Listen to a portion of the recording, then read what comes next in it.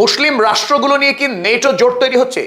আজ সৌদি আরবের জেদ্দা শহরে সৌদি আরব, তুরস্ক এবং পাকিস্তান এই তিনটি রাষ্ট্র নেটোর 5 নম্বর আর্টিকেলের আদলে একটি গুরুত্বপূর্ণ চুক্তি সম্পাদন করতে চলেছে। ইতিমধ্যেই তুরস্ক থেকে উড়ে এসেছেন রিসেপ তাইয়েপ এরদোয়ান এবং গতকালই পাকিস্তান থেকে পাকিস্তানের প্রধানমন্ত্রী শেহবাজ শরীফ, ফিল্ড মার্শাল আসিম মুনির এবং পররাষ্ট্রমন্ত্রী ইশাক দার তারা পৌঁছে গিয়েছিলেন সৌদি আরবে। গতকাল উমরা হজের মধ্য দিয়ে তারা আজকের এই পবিত্র চুক্তি স্বাক্ষর করতে চলেছে তিনটি রাষ্ট্র এক জায়গায় হয়ে। তাই ইতিমধ্যেই গোটা পৃথিবীতে সাড়া পড়ে গেছে এই খবরকে ঘিরে যে মুসলিম নেটো তৈরি হতে যাচ্ছে। সৌদি আরব, তুরস্ক এবং পাকিস্তান এই তিন রাষ্ট্র মিলে এবং খুব অল্প সময়ের মধ্যেই মিশর এবং কাতার তারাও যুক্ত হবার সম্ভাবনা প্রবল। এবং ইতিপূর্বে পাকিস্তান এবং কুয়েত তারাও এক প্রস্থ আলোচনা করেই রেখেছে। সুতরাং ইঙ্গিত পাওয়া যাচ্ছে যে আজ তিনটি রাষ্ট্র চুক্তি সম্পাদন করলেও খুব অল্প সময়ের মধ্যে একাধিক মুসলিম রাষ্ট্র এই জোটে যুক্ত হবে। কিন্তু প্রশ্ন হচ্ছে, ইরানকে বাদ দিয়ে মুসলিম নেটো কি আদৌ সম্ভব গড়ে তোলা, নাকি ডোনাল্ড ট্রাম্প ইরানের বিরুদ্ধে যুদ্ধ করবার জন্য, ইরানের বিরুদ্ধে লড়াই করবার জন্য এই মুসলিম রাষ্ট্রগুলোকে ঐক্যবদ্ধ করছে তার স্বার্থ সিদ্ধি করবার জন্য? আবার অনেকেই মনে করছেন যে মুসলিম রাষ্ট্রগুলো এই মুহূর্তে ঐক্যবদ্ধ হচ্ছে ইসরায়েলের বিরুদ্ধে। ইসরায়েল সাম্প্রতিক সময়ে এতবার বেড়েছে, গাজা ভূমিতে গণহত্যা চালাচ্ছে, আবার আল আকসা মসজিদকে এবার কবজা করতে চলেছে। সুতরাং এই মুহূর্তে মুসলিম রাষ্ট্রগুলো ঐক্যবদ্ধ হওয়া অত্যন্ত জরুরি, যাতে তারা ইসরায়েলের বিরুদ্ধে যুদ্ধ করতে পারে। তাহলে কি সত্যি সত্যি এই জোট ইসরায়েলের বিরুদ্ধে তৈরি হচ্ছে? চলুন আজকের এই ভিডিওতে আমরা বুঝে নেওয়ার চেষ্টা করি সত্যি সত্যি কোন লক্ষ্যে এই তিনটি রাষ্ট্র অর্থাৎ পাকিস্তান, সৌদি আরব এবং তুরস্ক তারা নেটোর আদলে সামরিক চুক্তি সম্পাদন করছে, এবং আদৌ কি এই জোট মুসলিম বিশ্বের কাজে আসবে নাকি মুসলিম বিশ্বের বিপক্ষেই যাবে? চলুন এই সব প্রশ্নের উত্তর আজকে খোঁজার চেষ্টা করি এই নিবেদনে। সকলকে আমি স্বাগত জানাচ্ছি, আপনাদের বন্ধু অধ্যাপক আব্দুল হালিম। চলুন শুরু করি। মুসলিম বিশ্বের রাষ্ট্রগুলো ঐক্যবদ্ধ হোক এবং তারা পশ্চিমী রাষ্ট্রগুলো যে ষড়যন্ত্র তার বিরুদ্ধে রুখে দাঁড়াক। ফিলিস্তিনি জনতা ৭৮ বৎসর ধরে রাষ্ট্র হারিয়ে তাদের উপরে ইসরায়েল যে অত্যাচার চালাচ্ছে, যেভাবে আল আকসা মসজিদকে কবজা করে রেখেছে ইসরায়েলি আইডিএফ সেনারা, তার বিরুদ্ধে মুসলিম রাষ্ট্রগুলো রুখে দাঁড়াক। সিরিয়া, কখনো লেবানন, এই রাষ্ট্রগুলোর জমিকে যেভাবে ইসরায়েল প্রতিদিন দখল করে নিচ্ছে এবং আড়াল থেকে আমেরিকা যুক্তরাষ্ট্র যেভাবে মুসলিম বিশ্বকে ধ্বংস করবার ষড়যন্ত্র চালাচ্ছে, তার বিরুদ্ধে মুসলিম রাষ্ট্রগুলো বর্তমানে যেহেতু অর্থনৈতিক দিক থেকে আগের তুলনায় অনেক বেশি শক্তিশালী হয়েছে, তাই আজকের দিনে মুসলিম রাষ্ট্রগুলোর ঐক্যবদ্ধ হওয়াটা অত্যন্ত জরুরি। পাকিস্তানের মতো পারমাণবিক শক্তিধর রাষ্ট্র যেহেতু মুসলিম রাষ্ট্রগুলির অন্তর্ভুক্ত, তাই এই পাকিস্তানকে সামনে রেখে সৌদি আরবের মতো ধনকুবের রাষ্ট্রকে সঙ্গে নিয়ে তুরস্কের মতো রাষ্ট্র যে সত্যি সত্যি পশ্চিমী নেটোর সদস্য, মিশরের মতো রাষ্ট্র যার কাছে বিশাল স্থল সৈন্য বাহিনীর শক্তি রয়েছে, এই সমস্ত রাষ্ট্রগুলো আজকের দিনে ঐক্যবদ্ধভাবে নেটোর মতো সংগঠন গড়ে তুলুক এবং পশ্চিমী রাষ্ট্রগুলোর বিরুদ্ধে একটা অবরোধ অন্তত গড়ে তুলুক। এটাই মুসলিম বিশ্বের সবচাইতে বড় চাওয়া আজকের দিনে। কিন্তু সেই জোট কিন্তু এতদিন ধরে হয়ে উঠছিল না, কারণ নেপথ্যে ছিল আমেরিকা যুক্তরাষ্ট্র। আমেরিকা চিরকাল মুসলিম রাষ্ট্রগুলোকে ডিভাইড অ্যান্ড রুল, তাদেরকে বিভক্ত করে রেখেছে, একের সঙ্গে অপরকে লড়িয়ে রেখেছে। ফলে মুসলিম বিশ্ব কিন্তু চিরকাল বিভক্ত এবং মার খাচ্ছে। আজকে যে নতুন চুক্তি হতে চলেছে সৌদি আরবের জেদ্দা শহরে, যাকে এই মুহূর্তে বিশ্বের অধিকাংশ সাংবাদিক বলছে রেড সি সিটি, লোহিত সাগরের একেবারে তীরে সৌদি আরবের যে জেদ্দা শহর, সেই জেদ্দা শহর থেকে ইয়েমেনের হুথি গ্রুপের যে সদর দপ্তর, তার দূরত্ব কিন্তু খুব বেশি নয়। তাই জেদ্দা শহরে যখন তুরস্ক, পাকিস্তান এবং সৌদি আরব একটি সামরিক চুক্তি করছে, যে চুক্তির মূল কথা যে পাকিস্তান কিংবা সৌদি আরব কিংবা তুরস্ক এই তিন রাষ্ট্রের কোনো একটি রাষ্ট্রকে যদি বহিঃশত্রু আক্রমণ করে ধরে নেওয়া হবে, তিনটে দেশের উপরেই আক্রমণ করা হলো এবং এই তিনটি রাষ্ট্র একসঙ্গে তারা সেই আক্রমণকারী রাষ্ট্রের বিরুদ্ধে যুদ্ধ করবে। তো প্রথম যে প্রশ্ন এই মুহূর্তে তৈরি হচ্ছে তা হলো, এই জোট কি ইরানের বিরুদ্ধে জোট হচ্ছে? কারণ সৌদি আরব এই মুহূর্তে ইরানের দ্বারা আক্রান্ত। সৌদি আরবের যে বিশাল বিশাল তৈল শোধনাগার এবং তেল উৎপাদনকারী যে খনি, সেই খনিগুলো কিন্তু মোটেই নিরাপদ নয় হুথির হাত থেকে। হুথি যেহেতু ইরান দ্বারা পরিচালিত, ইরানের প্রক্সি, তাই হুথির হাত থেকে বাঁচাটা সৌদি আরবের এখন ফোরমোস্ট প্রায়োরিটি। তাই প্রশ্ন উঠতে পারে যে সৌদি আরব এই জোট তৈরি করেছে মূলত আমেরিকার নেতৃত্বে, কারণ আমেরিকা দুবার ইরানের বিরুদ্ধে লড়াই করতে এসে পরাস্ত হয়েছে। তাই আমেরিকা বুঝতে পেরেছে ইরানের সঙ্গে লড়াই করে তার জয়ী হওয়ার সম্ভাবনা কম। তাই মধ্যপ্রাচ্যের রাষ্ট্রগুলোকে ইরানের বিরুদ্ধে ঐক্যবদ্ধ করা, তারপর ইরানের বিরুদ্ধে মিলিতভাবে যুদ্ধ করা, আর সেই যুদ্ধ করলে ইরান শেষ পর্যন্ত নিশ্চয়ই পরাস্ত হবে। তাই অনেক বিশ্লেষকই মনে করছে যে হতেও পারে এটা ডোনাল্ড ট্রাম্পের চাল, কিন্তু পদাতিকের পক্ষে আমরা দাবি করছি না, এই জোট মোটেই ইরান বিরোধী কোনো জোট নয়। সৌদি আরবের এখনো কোনো স্পর্ধা নেই যে সে ইরানের বিরুদ্ধে জোট তৈরি করবে। ইতিমধ্যে আপনারা দেখেছেন যে সৌদি আরব লোহিত সাগরকে মুক্ত করবার জন্য বাবাল মান্দাব দিয়ে যাতে সৌদি আরবের তেল ভর্তি জাহাজ যাতে বাবাল মান্দাব পার হতে পারে এই উদ্দেশ্যে একটি সামরিক জোট তৈরি করেছিল। যে 14টি রাষ্ট্র স্বাক্ষর করেছিল এই জোটে তারা প্রত্যেকে বাড়ি ফিরে গিয়ে হাত তুলে দিয়েছে যে তারা ইরানের বিরুদ্ধে, হুথির বিরুদ্ধে কোনো সামরিক জোটে কাজ করবে না। মিশর তার মধ্যে অগ্রগণ্য, তাই সেই জোট কিন্তু পুরোপুরি ব্যর্থ।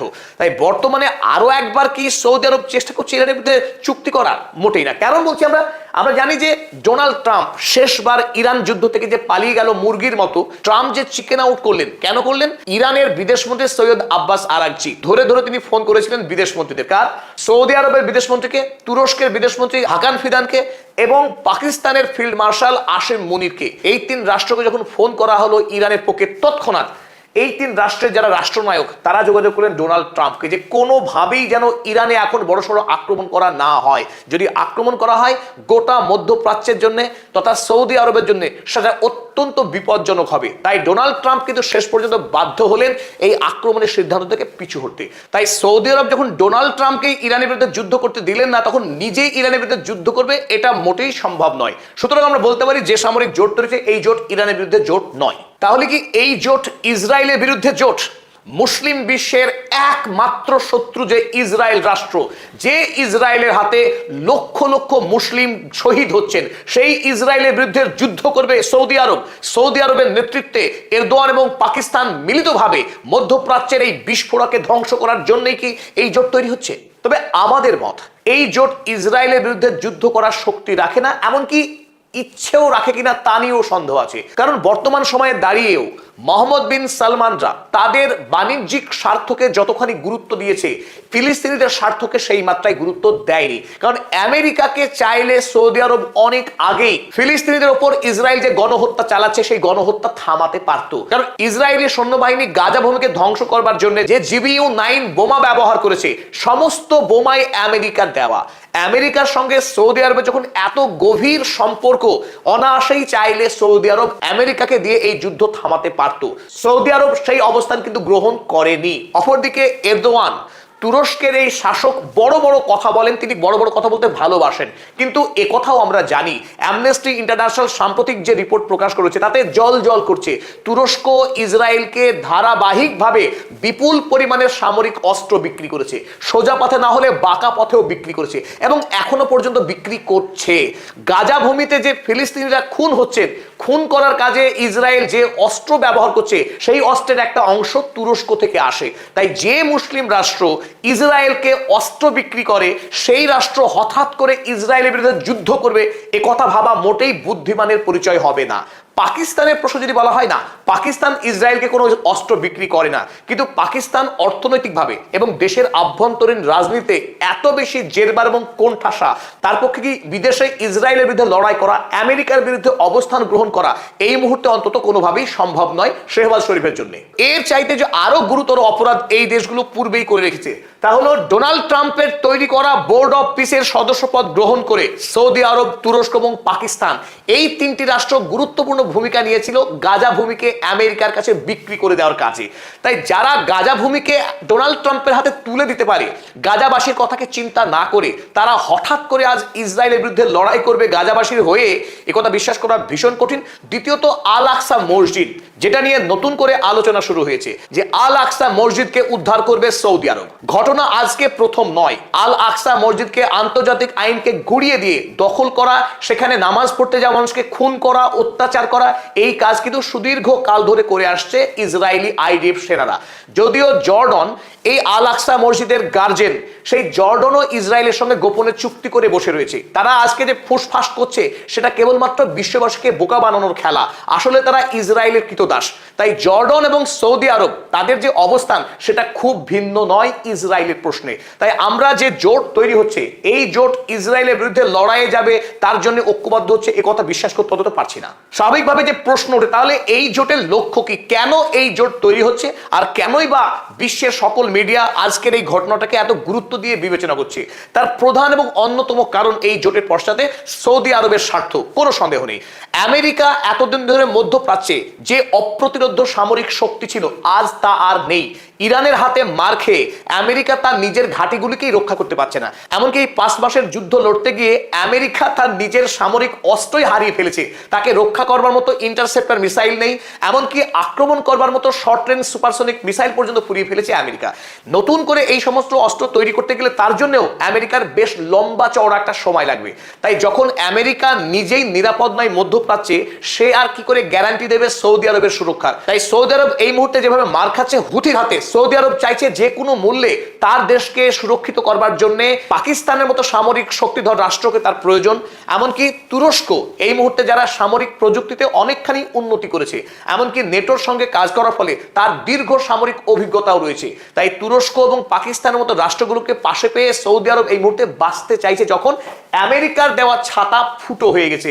আমেরিকাকে কোনোভাবেই সৌদি আরব আর পুরোপুরি বিশ্বাস করতে পারছে না সামরিক প্রশ্নে যে আমেরিকা তাকে সুরক্ষা দিতে পারে পুরোটা। তাই প্ল্যান এ প্ল্যান বি, আমেরিকাকে পুরোপুরি ছেড়ে দিচ্ছে না সৌদি আরব, পাশাপাশি একটা প্ল্যান বি এর মতো সাপোর্ট, যাতে করে প্রয়োজনে আমেরিকা যদি ফলদায়ী না হয় তাহলে বিকল্পভাবে পাকিস্তান কিংবা তুরস্কের মতো সামরিক শক্তিগুলোকে কাজে লাগিয়েও সে যাতে টিকে থাকতে পারে তার একটা চেষ্টা করছে সৌদি আরব। দ্বিতীয়ত পাকিস্তান ডুবতে থাকা একটা দেশ, ঋণের ভারে ভারাক্রান্ত এবং ক্রমশ আভ্যন্তরীণ রাজনৈতিক কলহে একেবারে ডুবতে থাকা একটা দেশ। সেই দেশ সৌদি আরবের সঙ্গে চুক্তি করে বিপুল পরিমাণের অর্থনৈতিক লাভ পেতে চাইছে।